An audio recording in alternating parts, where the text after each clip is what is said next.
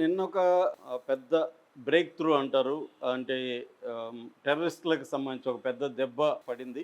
పాకిస్తాన్‌లో ఒక అతిపెద్ద టెర్రరిస్టు లష్కర్-ఇ-తోయిబాకి సంబంధించి అతిపెద్ద టెర్రరిస్ట్ ఒకతన్ని నిన్న గుర్తు తెలియని వ్యక్తులు కాల్చి చంపారు. నిన్న మధ్యాహ్నం ఆయన భోజనం తర్వాత రోడ్డు దాటి వెళ్తున్నాడు. నిజానికి అతనికి గవర్నమెంట్ గూడా మంచి సెక్యూరిటీ గూడా ప్రొవైడ్ చేసింది. అతనికి సెక్యూరిటీ ఉంది. సెక్యూరిటీ మధ్యలో నుంచి అతను రోడ్డు దాటి వెళ్తుంటే సడెన్‌గా వచ్చిన కొంతమంది వ్యక్తులు అతని మీద కాల్పులు జరిపి అంతే వేగంగా పారిపోయారు. అంటే అతని చుట్టూ ఉన్న సెక్యూరిటీ తేరుకునే లోపలనే వేగంగా కాల్పులు జరిపి పారిపోయారని చెప్తున్నారు. సెక్యూరిటీ కూడా కాల్పులు జరిపారు గానీ అప్పటికే వాళ్ళు ఎస్కేప్ అయ్యారు.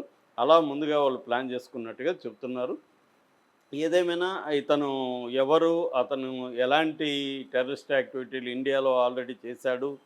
అతన్ని ఎవరు చంపి ఉండొచ్చు? ఇలాంటివి గతంలో ఏమన్నా జరిగాయా? అనేది మనం చూద్దాం. అతని పేరు అబూ సైఫుల్లా ఖలీద్. ఇతనికి అనేక మారుపేర్లున్నాయి. రజావుల్లా నిజామా అనేది కూడా వెరీ పాపులర్ మారుపేరు. ఇతను ఎల్ఈటి అంటే లష్కర్-ఇ-తోయిబాలో అతిపెద్ద టెర్రరిస్టు. గతంలో ఇతను హఫీజ్ సయీద్ లష్కర్-ఇ-తోయిబా స్థాపకుడు హఫీజ్ సయీద్ గురించి కూడా నేను ఆల్రెడీ చాలాసార్లు చెప్పాను. ఈ హఫీజ్ సయీద్‌కి ఇతను బాగా క్లోజ్ అని చెప్తున్నారు. ఎవరు? ఈ సైఫుల్లా. సో ఈ సైఫుల్లా గతంలో ఏందంటే అనేక టెర్రరిస్ట్ యాక్టివిటీలో పాల్గొన్నారు. ఇండియాలో ముఖ్యంగా 2001లో రాంపూర్ సీఆర్ఎఫ్ క్యాంప్ మీద దాడులు జరిగాయి. ఆ దాడులకి ఇతనే డిజైన్ చేసి మొత్తం ప్లాన్ చేసింది ఇతనే అని చెప్తున్నారు. ఆ దాడిలో సిఆర్‌పిఎఫ్ పర్సన్స్ 7 మంది చనిపోతే ఒక సివిలియన్ కూడా చనిపోయారు. మొత్తం 8 మంది 2001లో జరిగిన రాంపూర్‌లో జరిగిన అటాక్‌లో చనిపోయారు. దానికి ఇతనే బాధ్యుడు.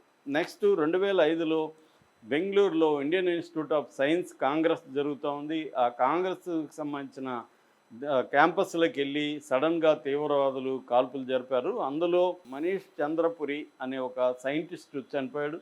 సంచలనం సృష్టించింది. సో దానికి కూడా ఇతనే బాధ్యుడు.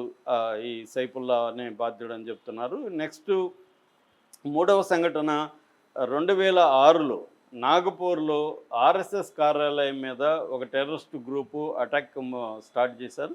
అయితే ఆ అటాక్‌లో ఎవరు చనిపోలేదు ఆర్ఎస్ఎస్ వాళ్ళు. కానీ నలుగురు టెర్రరిస్టులు మాత్రం పోలీసులు చంపేయగలిగారు.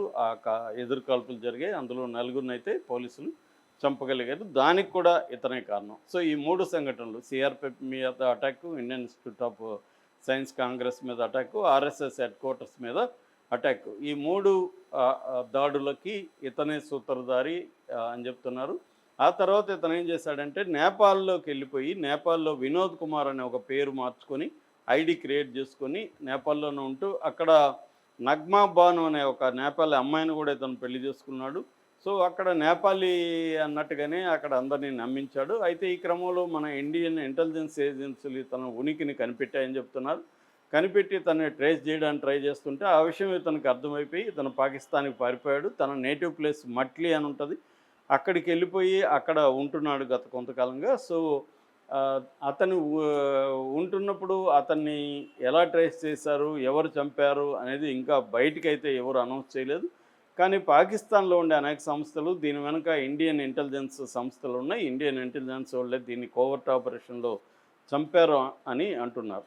గతంలో కూడా మార్చిలో బిఫోర్ మంత్ మార్చిలో కూడా అబూ కతల్ అనే అతన్ని కూడా ఇట్లాగే గుర్తు తెలియని వ్యక్తులు చంపారు.